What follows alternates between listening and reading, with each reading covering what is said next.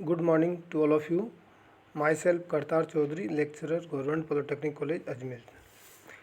Today I start e-lecture on ground wave propagation. So first starting ground wave propagation, I am telling you the basic definition of propagation. What is propagation? Propagation is the transmission of wave throughly in freely environment without any physical media.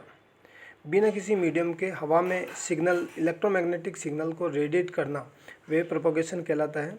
और wave propagation के different modes होते हैं, like is ground wave propagation, space wave propagation, sky wave propagation, duct wave propagation, tropospheric scattering wave propagation, like that.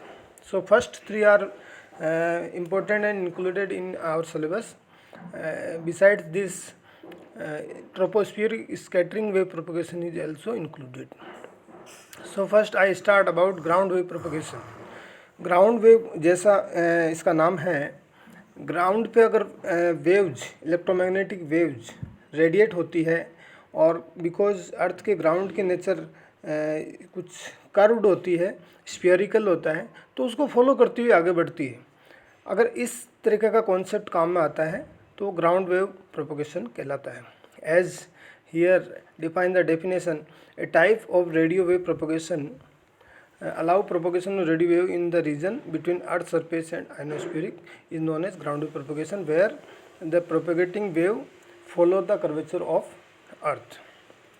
ये जो propagation होता है ये ट्रोपोस्फियरिक reason में होता है और ट्रोपोस्फियरिक रीजन धरातल से 16 किलोमीटर की डिस्टेंस तक होता है। उसके बाद में स्ट्रेटोस्फियर आ जाता है, उसके बाद में आइनोस्फियर आ जाता है। तो मैं एक बार फिर से रिपीट कर देता हूँ, 0 to 16 किलोमीटर सरफेस से, अर्थ की सरफेस से हवा में 16 किलोमीटर तक ट्रोपोस्फियर रीजन कहलाता है। और इसी में ही सारी वेदरिक जो कंडीशंस है वो भी चेंज होती है। और इससे ऊपर वाला जो रीजन होता है 16 से 50 किलोमीटर वो स्ट्रेटोस्फियर कहलाता है, और 50 से 400 किलोमीटर आइनोस्फियरिक रीजन कहलाता है, जिसमें डिफरेंट लेयर मानी जाती है, D layer, E layer, F1 layer, F2 layer.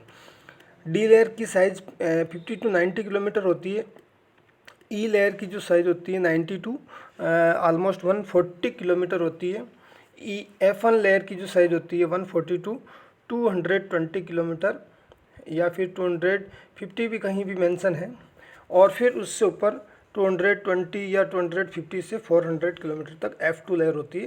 तो ये एक एनवायरमेंटल स्ट्रक्चर होता है, एटमॉस्फेयर का स्ट्रक्चर होता है, जिसमें जो लोअर स्ट्रक्चर है ट्रोपोस्फियर 0 to 16 किलोमीटर, इसमें ग्राउंड वेव प्रोपोगेशन होता है। So start. सबसे पहले सिग्नल को हवा में रेडिएट करने के लिए एंटीना का यूज़ किया जाता है। और एंटीना एक ट्रांसड्यूसर की काम करता है। ट्रांसड्यूसर एक रेडियो फ्रिक्वेंसी सिग्नल को, जो कि इलेक्ट्रिकल फॉर्म में होता है, उसको इलेक्ट्रोमैग्नेटिक फॉर्म में कन्वर्ट करता है। और बिकॉज सिग्नल को फ्रीली रेडिएट करना है और अर्थ प्रॉपर कंडक्टर की तरह काम नहीं करती है, तो इलेक्ट्रिकल सिग्नल को सेंड कर पाना मुश्किल होता है। इसलिए रेडियो फ्रिक्वेंसी इलेक्ट्रिकल सिग्नल, या मैं कहूँ सिंपली इलेक्ट्रिकल सिग्नल जो होता है, मैसेज इन्फॉर्मेशन सिग्नल जो पिछली क्लास में पढ़ा था, उसको मॉड्यूलेट करते हैं, फिर एंटीना के थ्रू इलेक्ट्रोमैग्नेटिक फॉर्म में कन्वर्ट करते हैं और फिर ट्रांसफ़र करते हैं। Now frequency ranges use in ground wave propagation. Normally very low frequency और मीडियम फ्रिक्वेंसी का इसमें यूज किया जाता है। इससे अबव की फ्रिक्वेंसी इसमें यूज़ नहीं होती, क्योंकि वो एब्जॉर्ब हो जाती है, एट्यूनेट हो जाती है, बहुत सारे लॉसेज इंक्रीज हो जाते हैं, जो कि आगे देखेंगे। अब वेरी लो फ्रिक्वेंसी की रेंज 3 किलोहर्ट्ज़ टू 30 किलोहर्ट्ज़ होती है। लो फ्रिक्वेंसी की रेंज 30 किलोहर्ट्ज़ टू 300 किलोहर्ट्ज़ होती है। और मीडियम फ्रिक्वेंसी की रेंज 300 किलोहर्ट्ज़ टू 3000 किलोहर्ट्ज़ यानी 3 मेगाहर्ट्ज़ तक होती है। ये 2 या 3 मेगाहर्ट्ज़ से अबव के सिग्नल इस ग्राउंड वेव प्रोपोगेशन में यूज नहीं किए जाते हैं, क्योंकि इससे ऊपर जैसे जैसे फ्रिक्वेंसी बढ़ती जाती है लॉसेज बहुत ज़्यादा बढ़ते जाते हैं। अटेन्यूएशंस और एब्जॉर्बिक लॉसेस जो होते हैं एटमॉस्फेयर के वो बहुत ज़्यादा हो जाते हैं, इसलिए ग्राउंड वेव प्रोपोगेशन में बिलो 2 मेगाहर्ट्ज फ्रिक्वेंसी तक के सिग्नल ही यूज किए जाते हैं। आगे देखिए,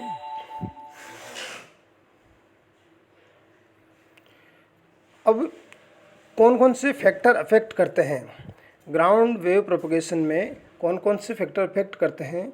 तो ग्राउंड वेव प्रोपोगेशन में फ्रीक्वेंसी हुआ, पोलराइजेशन हुआ, polarisation means angle of transmission and reception of signals. तो ग्राउंड वेव प्रोपोगेशन में mostly conformally vertical polarise signal use किए जाते हैं, बिकॉज अगर हॉरिजेंटल पोलराइज सिग्नल यूज करते हैं तो इलेक्ट्रिक फील्ड की जो डायरेक्शन होती है वो जो सरफेस की पैरेलल हो जाती है, और इस केस में मैक्सिमम सिग्नल एब्जॉर्ब हो जाते हैं, ट्रांसमिट नहीं हो पाते हैं, रेडिएट नहीं हो पाते हैं।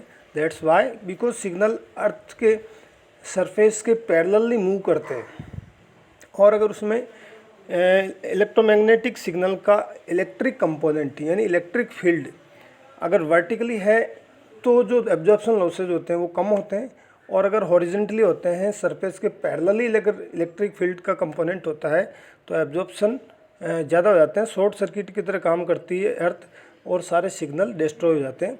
That's why we use vertically polarise signal in ground wave propagation.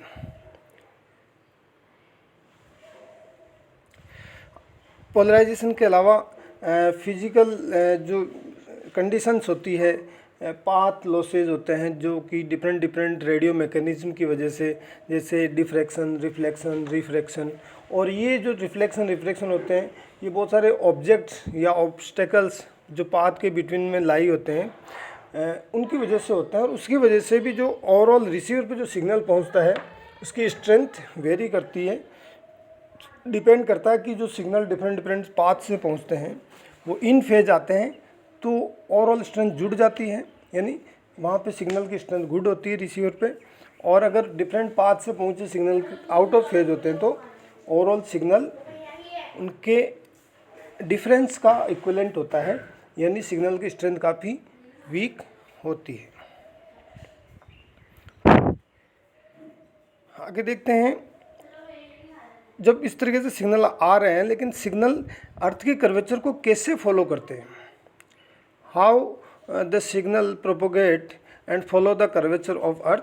तो ये एक बेसिक कॉन्सेप्ट अपन देखते हैं। ग्राउंड वेव प्रोपोगेशन में जिसको शॉर्ट डिस्टेंस ऑपरेशन भी कहते हैं, और ग्राउंड वेव प्रोपोगेशन का अनदर नाम सरफेस वेव प्रोपोगेशन है, जो क्योंकि बिकॉज सिग्नल सरफेस के पैरेलली मूव करते हैं, और उसके साथ साथ इसको मीडियम वेव प्रोपोगेशन भी कहते हैं, क्योंकि मीडियम फ्रिक्वेंसी मीडियम वेवलेंथ के सिग्नल यूज किए जाते हैं, इससे अबव के फ्रिक्वेंसी के सिग्नल यूज इस प्रोपोगेशन में नहीं किए जाते हैं। तो ये मेनली दो रीज़न होते हैं सिग्नल्स का अर्थ की कर्वेचर को सरफेस को फॉलो करने का।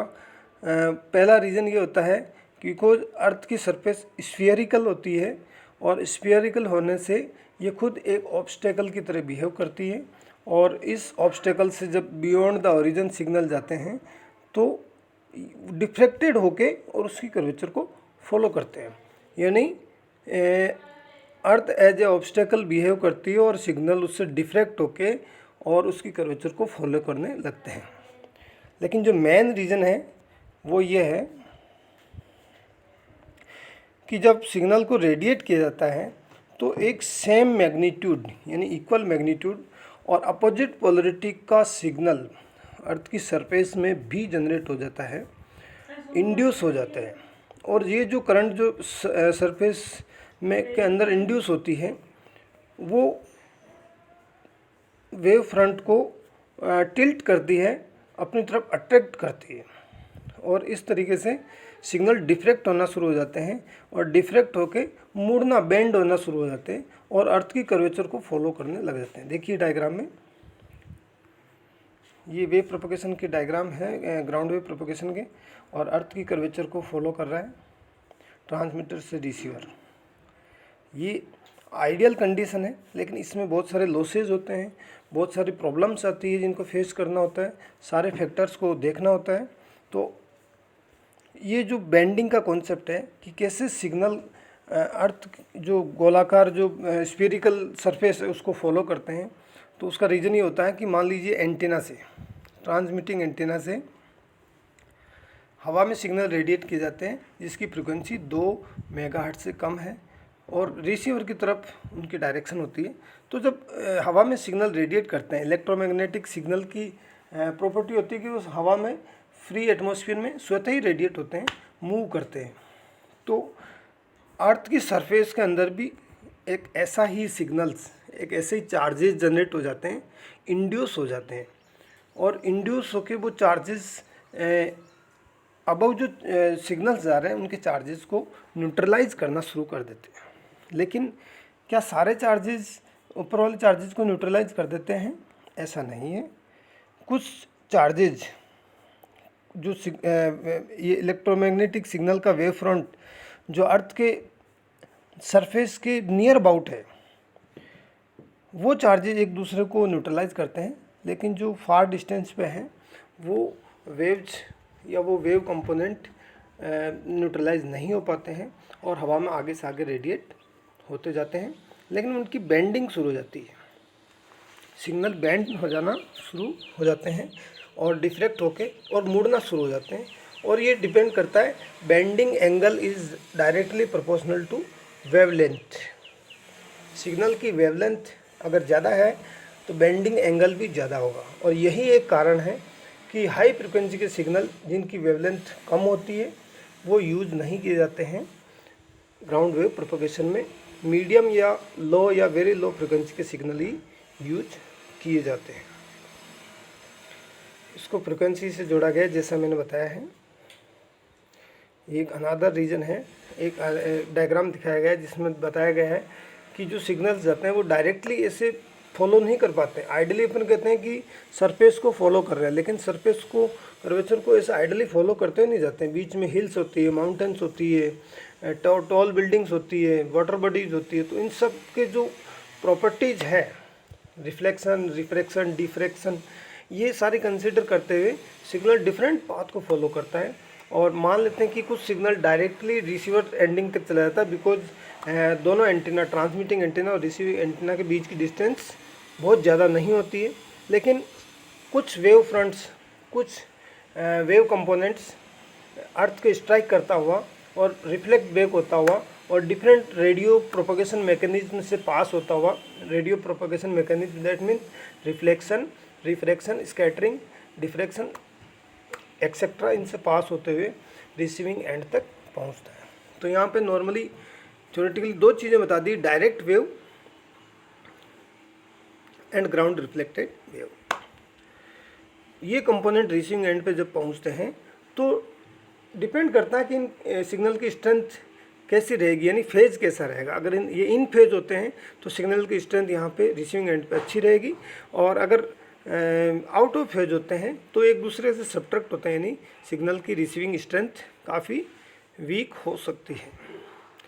So this is ground wave propagation, and in the next class we will study about the effect of curvatures, effect of other parameters on the propagation of ground wave and its applications। Ground wave का जो normal application होता है वो AM FM broadcasting, local broadcasting, विविध भारती, इन सब के broadcasting में, submarine में, मिलिट्री एप्लीकेशंस में, इन सब में यूज किया जाता है। और इसकी जो अदर साइड इफ़ेक्ट्स होंगे जो सिग्नल्स को डिस्ट्रॉय करते हैं या इफ़ेक्ट करते हैं, वो सारे इफ़ेक्ट हम नेक्स्ट क्लास में स्टडी करेंगे। Thank you.